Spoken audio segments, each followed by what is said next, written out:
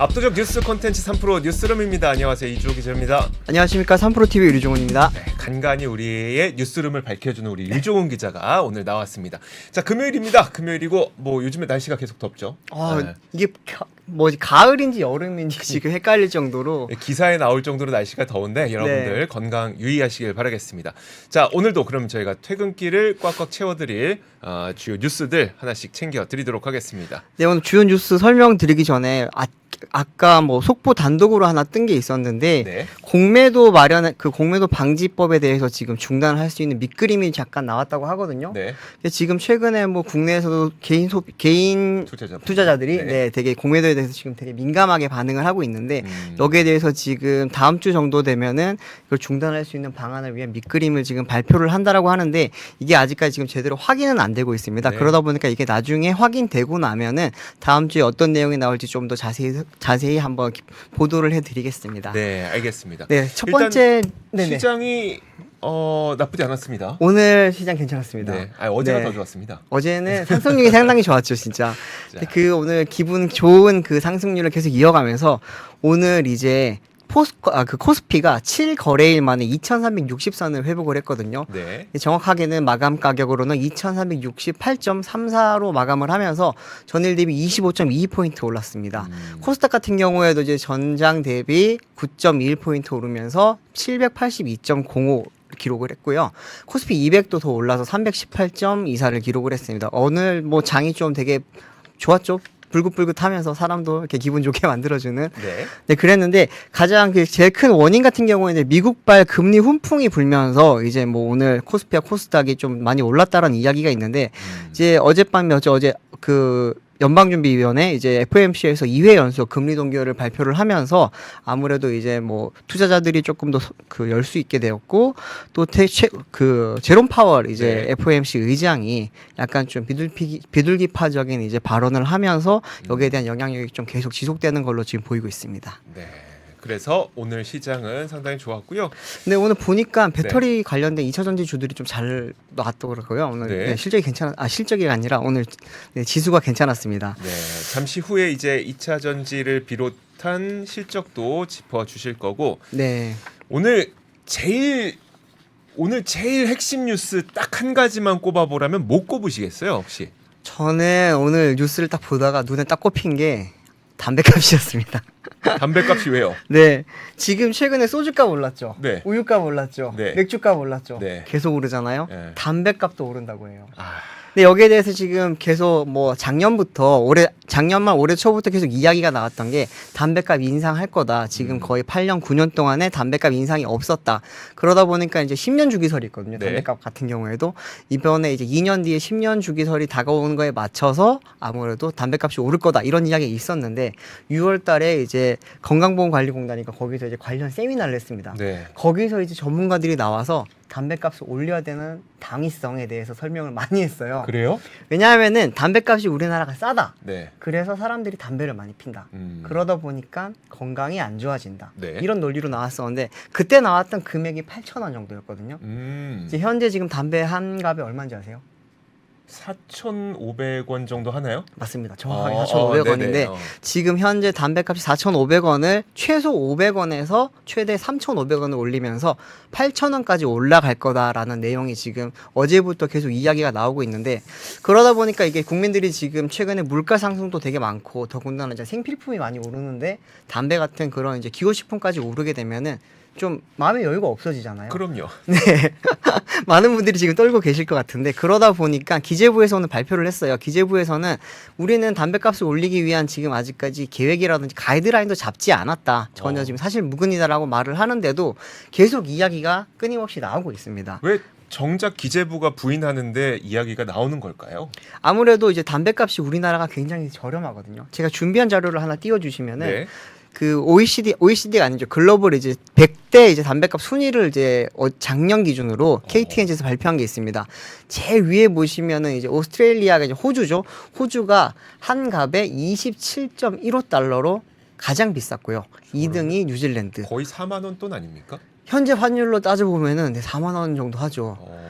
아일랜드, 영국 쭉 엄청 비싼 나라들이 많은데 지금 푸에르토리코가 10달러로 11위거든요. 네. 그 밑으로는 이제 10달러 밑으로 가는데 우리나라가 담배값이 얼만큼 싼지 잘 체감을 못 하고 계세요. 한국에 계시는 분들은. 근데 해외 나가 보면 저는 담배를 사실 피진 않는데 주변에 애들 피는 분들 이야기를 들어보면은 뉴욕 가면은 12달러, 13달러 한다. 뭐 LA 가면 10달러 한다. 어디 가면 6달러 한다. 이런 이야기 되게 많이 하세요. 네. 근데 우리나라는 지금 옆에 보시면 63위를 보시면은 사우스코리아가 3.56달러입니다. 네. 이게 작년 환율 기준이라서 조금 올해는 조금 더 내려갔을 것 같은데 지금 4,500원이다 보니까 아무래도 3달러 초반 정도 되겠죠. 그러면은 네. 그러면은 순위가 좀 더 많이 내려갈 걸로 보이는데 여기에 대해서 지금 학자들께서 많이 말을 하는 게 지금 국내에 담배값이 저렴하다 보니까 이렇게 된다라고 하는데 담배값 인상 이야기가 또 나오는 이유 중에 하나는 세수 부족입니다. 네. 그렇죠. 지금 현재 이제 담배 판매가 계속 늘고는 있어요. 담배 판매가 늘고는 있는데 세수가 점점 줄고 있거든요. 그 이유는 지금 최근에 많은 분들이 전자담배 피시잖아요. 네. 전자담배는 사실 일반 관련형 담배보다는 세금을 조금 더 적게 걷거든요. 그러다 보니까 판매량이 늘었음에도 불구하고 3년 동안에 뭐 그 세수를 죄송합니다. 네. 세금을 거둔 게 담배 판매량이 1.1%가 증가를 했는데 제세 부담금 같은 경우에는 12조 원에서 이게 작년에는 11조 8천억 원으로 3년 동안 2천억 원 정도 줄어든 겁니다. 판매량이 1%가 늘었으면은 세금도 어느 정도 늘어야 될 것 같잖아요. 네. 근데 그러다 이게 왜 그런지를 살펴봤더니 일반 담배 같은 경우에는 4,500원 중에 제세 부담금이 3,323원입니다. 근데 관련형 담배, 전자담배 같은 경우에는 3,004원 정도예요. 관련형 전자담배가 뭐냐면은 뭐 아이코스라든지 글로라든지 이런 건데 제가 사진 하나 준비했는데 사진 잠깐 보면서 이야기 띄워주시겠습니까? 나누시죠. 네. 네. 보면 이제 약간 전자제품 같이 생겼어요. 전자제품 같이 생겼는데 여기에 관련형이라고 하는 담배처럼 말려 있는 거를 꼽아서 네. 쪄서 그 향을 핀다고 해야 될까요? 그 연기를 마시는 그런 형태인데 이게 일반 담배보다는 건강에 조금 덜 좀 해롭다라고 해서 지금 세수를 조금 적게 매겨놓은 상태인데 지금 이 판매가 늘다 보니까 일반 담배 판매는 줄고 있고 관련형 전자담배 판매가 늘면서 세수가 조금 부족해진다 이런 이야기가 많다 보니까 아무래도 계속 담배값 인상 이야기도 나오는 것 같습니다. 그 얘기를 하려면 세수 부족 때문에 그 얘기를 하려면 기재부가 얘기해야 되는데 일단 그렇죠. 기재부는 부인하고 있는 상태긴 하고 지금 그렇죠? 부인할 수밖에 없지 않을까요? 그렇죠? 지금 최근에 물가를 너무 많이 올렸고 맞아요. 또 좀 있으면 총선도 다가오고 있다 보니까 국민들 총선 다가올 때 그런 네. 얘기를 하면은 그건 굉장히 또 사실 그렇죠. 굉장히 부담스럽죠. 여당 그러니까. 입장에서라든지 정부 입장에서는 굉장히 부담스러울 수밖에 없기 때문에 눈치를 보는 그런 게 아닐까 싶기도 합니다. 저희도 그런 얘기 좀 많이 하지만 총선 앞두고 이러지 좀 말자. 이런 그렇죠. 얘기 좀 많이 하잖아요. 그러니까 네. 모르게 좋아요. 그러니까 당위성이 있는 것들 다 알겠지만 그러면 이제 꼭 시기적으로 이럴 때 그 당위성을 찾아야 되느냐에 대한 그렇죠. 궁금증이 시기의 있는 문제 거죠. 네네. 맞습니다. 좀 그런 부분들은 사실 뭐 이렇게 발의하시는 분들께서도 좀 네. 신경 좀 쓰시는 게 더 좋지 않을까라는 생각이 듭니다. 자, 다음 뉴스는 오늘 실적 발표 기업들 가운데 좀 중요한 기업들이 몇 군데 있어서 하나씩 짚어드리도록 하겠습니다. 먼저 제가 네이버 실적 발표를 한번 짚어드리도록 할 텐데요. 네이버 실적은 아무래도 우리나라에서도 이 초거대 언어 모델을 또 갖고 있는 기업이기도 하다 보니까 인공지능과 관련된 기대감도 많이 있잖아요. 네. 네이버 실적 한번 보도록 하겠습니다. 화면 먼저 보여주시면요. 네이버가 오늘 올해 3분기 연결 기준 매출액이 자 위에 이거 커서 안 나오나요? 안 나오는 2조 4,453억 원을 기록했습니다. 그리고 영업이익은 아래로 내려가 보시면 3,802억 원을 기록해서 분기 기준으로 봤을 때 역대 최대 규모의 실적을 기록했습니다. 와. 그리고 매출도 성장률을 보면요. 전년 대비 18.9% 늘었고 영업이익도 15.1% 늘었으니까 상당히 좋은 실적을 기록한 겁니다. 그럼 이 실적 가운데 가장 큰 도움을 줬던 게 무엇인지를 살펴보면요. 두 번째 줄 한번 보실까요? 커머스 보시죠. 커머스. 자, 커머스의 성장률이 전년 대비 41.3%로 굉장히 높은 성장률을 기록했습니다. 그렇네요. 와. 사실 그런데 그러니까 커머스라고 하면 우리는 네이버가 검색 플랫폼이라고 생각하지만 네. 검색 플랫폼도 맞긴 맞는데 거의 절반은 쇼핑 플랫폼이죠. 그렇죠. 쿠팡과 함께 네, 양대 커머스 기업이긴 하죠. 그러니까요. 네. 그래서 우리가 검색하면 뭐 검색과 관련된 정보도 나오지만 여러분들이 예약할 수 있는 사이트도 나오고 여러분들이 살 수 있는 쇼핑 그 뭐 브랜드샵도 나오고 여러 가지가 나오다 보니 거의 뭐 절반 가까이는 쇼핑 플랫폼이라고 봐도 되는데 그렇죠. 그 여기 커머스는요 사실 그 미국에 있는 포시마크라고 해서 미국판 당근으로 알려져 있잖아요. 그거 네. 포함된 거기 때문에 사실 이걸 좀 제외해봐야 됩니다. 근데 제외해도 한 14% 정도 성장을 했기 때문에 커머스 굉장히 잘 성장하고 있구나라는 점을 아실 수가 있고요. 핵심인 그 광고 매출 그건 서치 플랫폼으로 우리가 볼 수 있는데요. 온라인 광고 시장이 여전히 다 정상화되지는 못했습니다. 그럼에도 불구하고 한 0.3% 증가했는데 그 이유를 딱 따져 보니까 바로 이거였습니다. 3분기에는 휴가와 추석 연휴가 있었죠. 아, 그렇죠. 맞아요. 플레이스 매출, 아. 플레이스 광고. 뭐 여행이라든지 맞아요. 여행지, 예. 뭐 식당, 뭐 놀이공원 이쪽 검색을 엄청 많이 한 거예요. 그래서 여기 광고 매출이 도움이 됐다고 합니다. 사실 저도 최근에 여행을 가거나 이런 걸 찾아볼 때 보면 예전에는 뭐 스카이스캐너라든지 최저가 검색을 많이 했잖아요. 네, 근데 요즘 네이버에서 검색을 하면은 거기서 최저가 검색이 바로 되고 그러니까요. 예약도 바로 할 수 있어요. 그러니까요. 아마 많은 분들이 그래서 사용을 하다 보니까 그쪽 관련 매출이 좀 늘지 않았나 싶네요, 진짜. 그렇죠. 자, 이런 것들이 좀 도움이 됐습니다. 그래서 굉장히 좋은 실적을 발표했는데 사실 그 제가 네이버를 좀 취재를 했었어요. 그때도 네. 했던 얘기가 뭐였었냐면 광고 시장이 앞으로 그러면 그 막 엄청나게 과속화될 것 같진 않다. 네네. 그러면 우리는 광고에 계속 초점을 맞추는 것보다는 성장세가 좋은 커머스 쪽과 그리고 지금 우리 계속 이제 신성장 동력으로 하고 있는 클라우드 쪽 이쪽에서 네. 굉장히 좀 많은 그 사업 전략을 좀 세우고 있는 것 같더라고요. 자, 그래서 이제 우리에게 중요한 거는 클라우드 아니겠습니까? 클라우드 그쵸. 한번 보도록 하겠습니다. 자, 네이버에게 우리가 기대하고 있는 바는 인공지능이고 바로 이 인공지능은 대부분 클라우드에서 구현이 될 겁니다. 그래서 클라우드의 매출이 굉장히 중요한데 클라우드 매출도 보면은요. 지난해 같은 기간보다 30.3% 그리고 전 분기보다도 18.3% 증가한 1236억 원을 기록했습니다. 오른쪽 맨 위에 보이시면 매출 보이시죠? 1236억 원을 기록했는데 사실 이거는 약간 그 일회성 비용이 좀 있는 것 같습니다. 좀 이것도 취재를 좀 해보니까 네. 일단 네이버 클라우드 플랫폼 NCP라고 부르는 네이버 클라우드 플랫폼 매출 인식 변경 효과가 있었다는데 이거는 회계 기준상의 변경이라고 해서 네. 그러니까 완전히 이번 분기만 딱 적용되고 끝까지는 아닌데 그건 아닌데 계속 지속되는 그런 건 아니라고 하더라고요. 그래서 이거는 약간 일시적인 매출일 가능성도 염두는 해 두셔야 될 것 같습니다.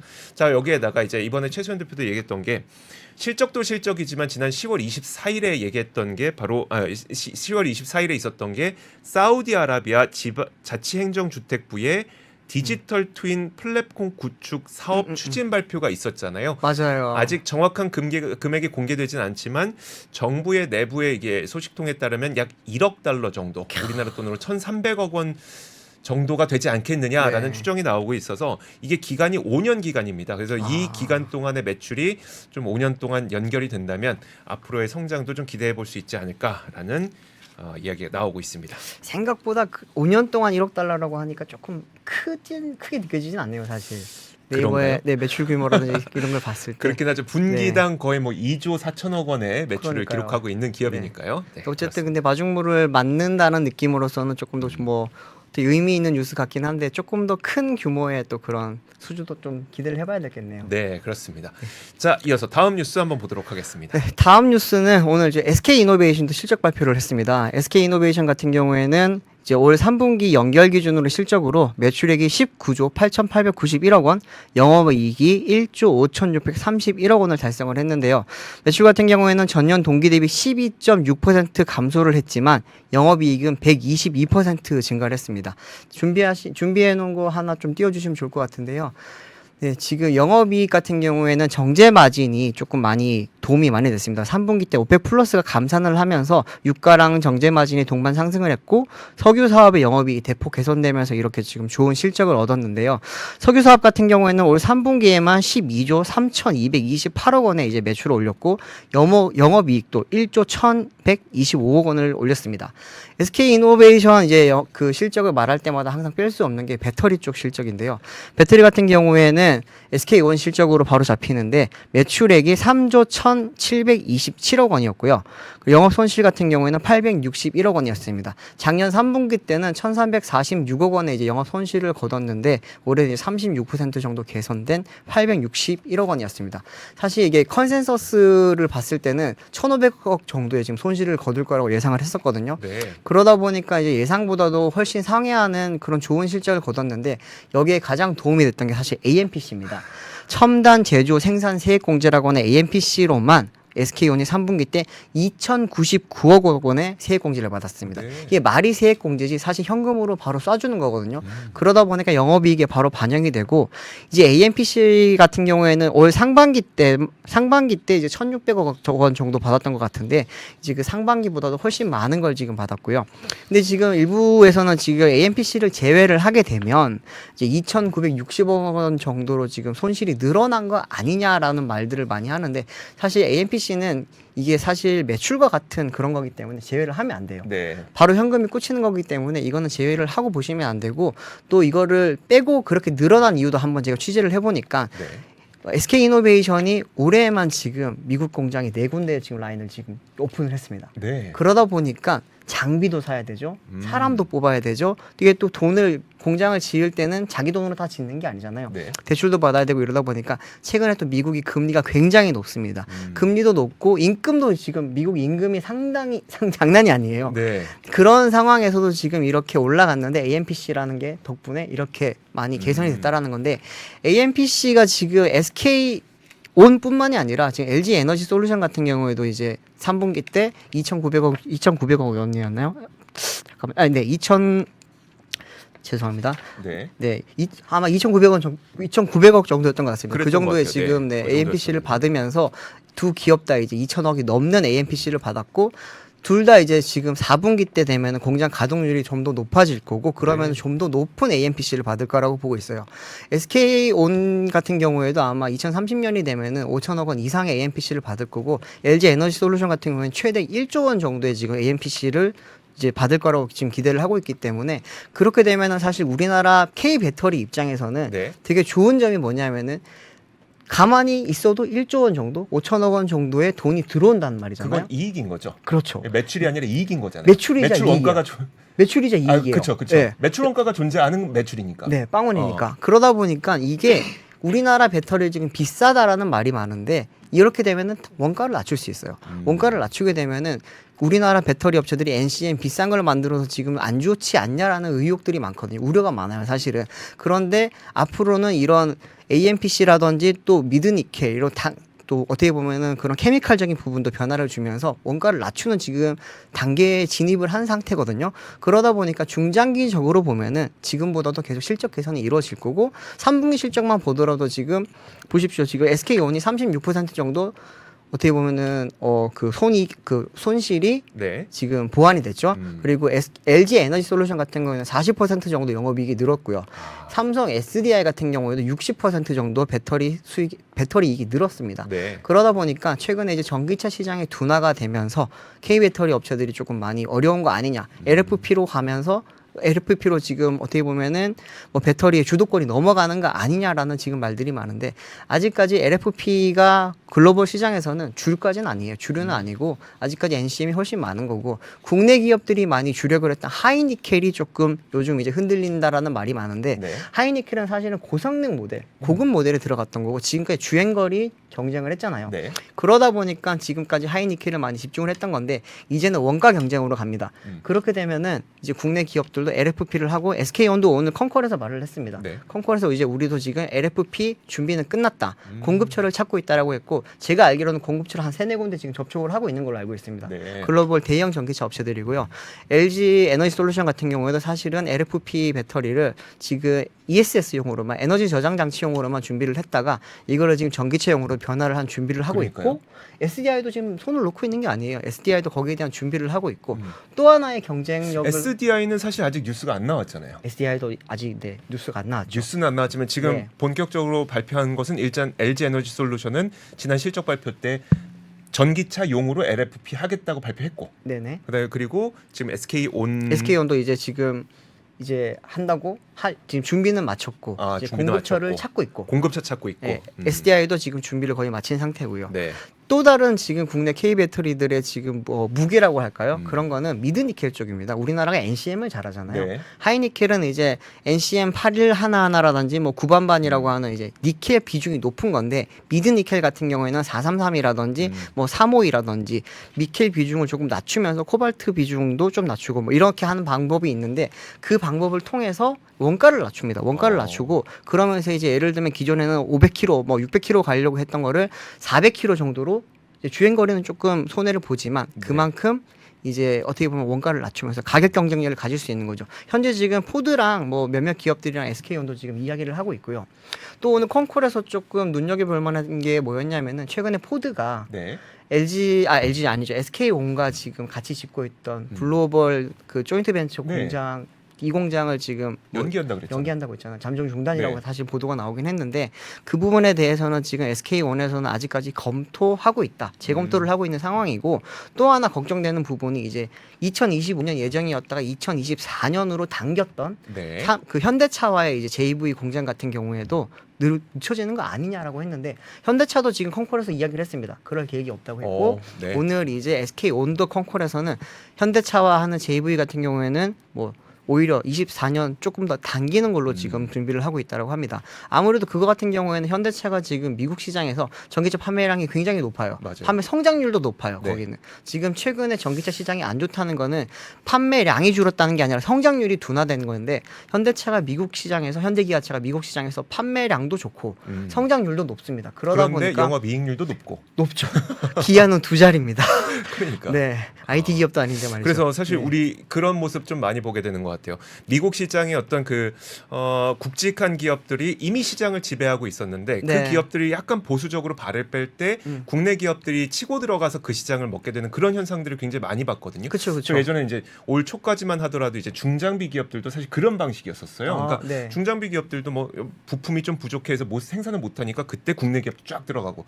근데 자동차도 지금 뭐 포드나 GM이나 다 이제 전기차의 계획을 그러니까 연기하고 있는 가운데 그쵸. 우리나라는 그 연기 계획을 발표하지 않는다면 오히려 좀 더 기회가 될 수 있는 걸까요? 중장기적으로는 굉장히 좋은 기회가 될 겁니다. 우리나라 업체들 같은 경우 UAW에 지금 가입도 안 됐기 때문에 파업에 대한 그런 리스크도 없고 네. 그리고 지금 전기차 관련해서 전동화 쪽에 지금 계속 오히려 드라이브를 걸고 있는 상황이거든요. 그러다 보니까 남들이 쉬고 있을 때 달려가면은 그 격차는 더 벌어질 수밖에 없을 거예요. 알겠습니다. 자, 이렇게 SK 이노베이션과 실적과 함께 그 실적이 갖고 있는 의미까지 좀 분석을 해주셨습니다. 자, 그리고 다음 뉴스 한번 보도록 하죠. 자, 다음 뉴스는 바로 이겁니다. 한국은행이 오늘 지난 10월 외환 보유액을 발표를 했는데요. 12억 4천만 달러가 줄어들어서 지금 석 달 연속 감소세를 이어가고 있다는 소식이 나왔습니다. 석 달 연속 감소세를 보이고 있는 건데 지금 외환 보유액의 절대적인 규모를 보더라도 한 3년 4개월 만에 가장 적은 수준을 기록한 것이기 때문에 사실 뭐 꽤 줄어들고 있는 건 사실입니다. 화면 함께 보시죠. 지난 10월 말 기준이죠. 우리나라 외환 보유액은 4,128억 7천만 달러를 기록했습니다. 파란색 표를 보시면 되는 거고요. 그리고 지금 그 바로 오른편에 보면 12억 4천만 달러 줄었다. 이걸 보실 수가 있죠. 그리고 지금까지의 긴 시계열로 살펴보면요. 2021년 말에 4,631억 달러 정도를 했던 것이 그 다음 연도에는 4,200억 달러, 그리고 지난 9월에는 4,140억 달러, 그리고 이번 달에는 4,128억 달러 이런 걸 보니까 외환 보유액이 계속 줄고 있구나 이걸 좀 아실 수가 있습니다. 그러니까 외환 보유액이 전반적으로 좀 줄어드는 모습을 보이고 있는데 그 이유는 여러분들께서 아시는 바로 그 이유입니다.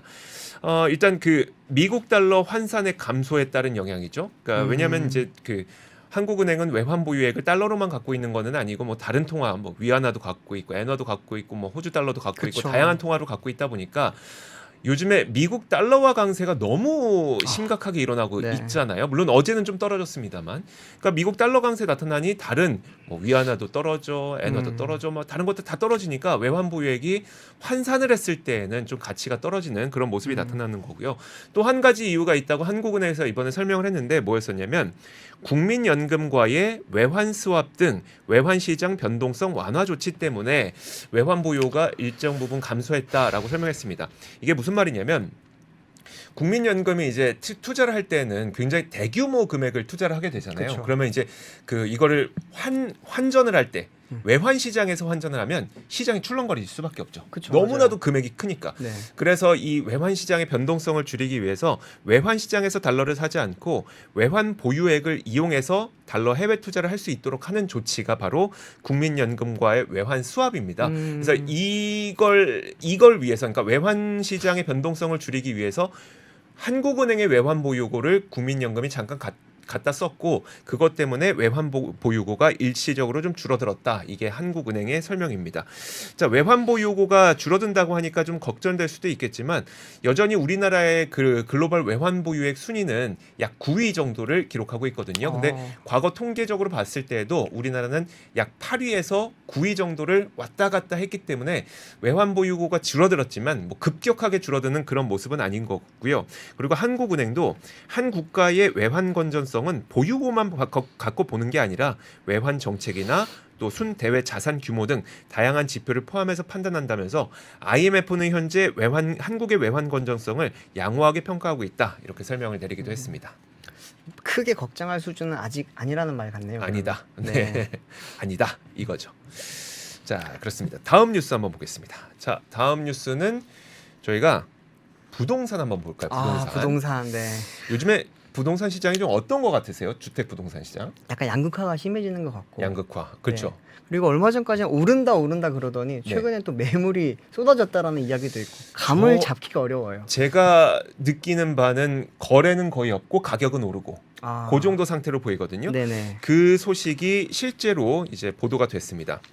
자, 부동산 시장 관망세 진입했나? 서울의 아파트 매물만 8만여 건이 쌓였다라는 겁니다. 자, 서울 아파트 가격은 여러분들께서도 다양한 지표를 보시겠지만 완만하게 상승세는 계속 이어지고 있습니다. 물론 상승 폭은 줄어들었지만. 네. 자, 어제 뭐 어떤 뉴스가 나왔었냐면 또 반포의 아리팍 있죠. 아리팍 네. 펜트하우스는 또 110억 원에 거래가 됐다고 합니다. 110억 원입니다. 사상 최고치 경신하고 있습니다. 물론 네. 일부 매물입니다. 하지만 그렇죠. 어쨌든 제가 전해드리는 말은 뭐냐면 완만하게 아파트 가격은 상승하고 있는 건 사실인데 네. 그럼에도 불구하고 거래 절벽도 나타나고 있어요. 자, 부동산 빅데이터 업체 아파트 실거래가에 따르면 지난 3일 현재 기준으로 아파트 매물 건수가 8만 452건으로 집계됐다고 하는데 매물 건수가 8만 건을 넘은 건 이 통계가 집계된 2021년 4월 이래 가장 많은 수치였다고 합니다. 그러니까 통계 기간이 길진 않아요. 네네. 하지만 통계를 집계한 이래 가장 많은 수치라고 하는데 부동산 시장이 부진했던 작년 말과 올해 초에도 매물 건수는 한 5만 건 안팎이었다고 합니다. 그럼에도 불구하고 그것보다 훨씬 더 많은 8만여 건이 매물이 쌓이고 있으니까 사실 거래가 좀 안 이루어지고 있는 것은 분명한 것 같습니다. 사실 제가 그 부동산 업계에 계신 분들도 좀 취재를 해봤는데 그분들한테 들어보니까 어떤 얘기를 하냐면 올 초에 막 부동산 가격 급락했었잖아요. 그렇죠. 그때 급해서 팔 사람들은 다 팔았다는 거예요. 아. 그리고 그때 안 판 사람들은 지금 굳이 팔 이유가 없다는 거가 첫 번째고. 그쵸. 그리고 살 사람들도 지금은 이자 부담 때문에 사는 것보다는 좀 전세를 찾고 있다. 그래서 요즘에 또 전세 가격 오르고 있잖아요. 그쵸. 그러니까 네. 약간 이상한 현상이 계속 나타나고 있는 거죠. 거래는 절벽인데 매매 가격 오르고 이자 부담 때문에 전세 가격 오르고 이런 현상이 계속 나타나고 있는 겁니다. 그럼에도 불구하고 지금 워낙 거래가 없다 보니까 시장 그러니까 시장 전문가분들께서는 부동산 시장은 약간 관망 심리에 접어든 것 아니냐라는 이야기를 하고 있습니다. 그 이유는 거래 절벽 자체가 가격 하락을 의미하진 않지만 많은 자산 시장이 대부분 거래가 줄면 또 가격이 빠르게 오르기는 좀 힘들거든요. 그래서 부동산 시장이 지금 관망 모드에 들어간 것 아니냐 이런 관측이 좀 나오고 있습니다. 이럴 때는 참 무주택자 분들이 되게 머리가 복잡하실 것 같아요. 네, 지금 그러니까요. 사야 될까 전세 들어가려니까 또 너무 비싸고 어떻게 해야 될까요, 진짜? 그런 분석은 저희가 3프로TV가 네. 많은 전문가분들과 함께 이야기를 나누고 있으니까 네. 저희 3프로TV를 시청하시면 됩니다. 많이 찾아보십시오. 마지막으로 단신 하나만 좀 전해주실까요? 그 수입차 판매. 단신 하나 빠르게 전달해드리겠습니다. 네, 수입차 통계가 매달 나오는데 이제 지난 10월달에 이제 국내 수입차 판매량이 전년 10월 대비 이제 15.9% 감소한 21,329대로 집계됐다고 합니다. 이제 수입차가 사실은 시장이 계속 성장세를 많이 보였었는데 작년에 조금 주춤을 했고 올해는 지금 한 5% 정도 지금 위기를 맞고 있다고는 합니다. 근데 이제 16% 급감을 한 거는 올해 들어서 아마 처음인 걸로 지금 제가 보고 있는데 네. 판매 대수를 보니까 이제 대부분의 브랜드들이 판매량이 많이 줄었습니다. 특히나 이제 우리가 되게 많이 알고 있는 벤츠라든지 BMW 이런 회사들도 많이 줄었고요. 네. 되게 또 신기한 또 자료 중에 하나가 전기차 판매량이 많이 줄었어요. 전기차 판매 같은 경우에는 뭐 얼마나 차지하겠어라고 생각을 하실 텐데 사실은 예전에는 그 수입차 시장에 디젤이 되게 차지하는 비중이 높았잖아요. 네. 근데 이제는 전기차가 디젤보다 더 많이 팔리거든요. 그런 상황에서 이제 전기차 판매도 비중이 높기 때문에 무시를 못 하는데 이번 달에 이제 50% 이상 판매량이 급감을 하면서 좀 이제 10월 수입차 판매가 좀 많이 줄었다고 합니다. 네, 알겠습니다. 고금리의 영향이 직접적으로 네, 금리가 미치고 비싸니까 캐피탈 지금 가보시면 아시겠지만 10%는 무조건 넘고요. 수입차 같은 경우에는 뭐 15% 넘는 캐피탈도 많으니까 아마 그러면 좀 지연시키죠. 알겠습니다. 네, 그런 것 같습니다. 자, 이렇게 저희가 금요일에도 여러분들의 퇴근길을 채워드릴 만한 재미있는 뉴스들 그리고 중요한 뉴스들 꼭꼭 채워드렸습니다. 다음 주 월요일에 오도록 하겠습니다. 3프로 뉴스룸이었습니다. 고맙습니다. 감사합니다. 외환위기 오는 거 아니에요? 금융위기 오는 거 아니에요? 이런 질문들을 좀 굉장히 많이 받았었습니다. 탐욕이 되게 강했을 때 위험자산으로서의 극단적인 쏠림이 나타나고 공포감이 극에 달했을 때 안전자산으로서의 극단적인 쏠림이 나타나거든요. 과거의 일이 미래에 똑같이 일어난다 이건 아니지만 그때 당시에 위기 상황에서는 어떤 공통점들이 있었는지를 보면서 우리가 대비를 하는 방법도 고민해 볼 수 있고요. 과거를 제대로 이해하는 순간 위기의 실체가 드러납니다. 오건영의 현실 경제 이야기를 서점에서 만나보세요.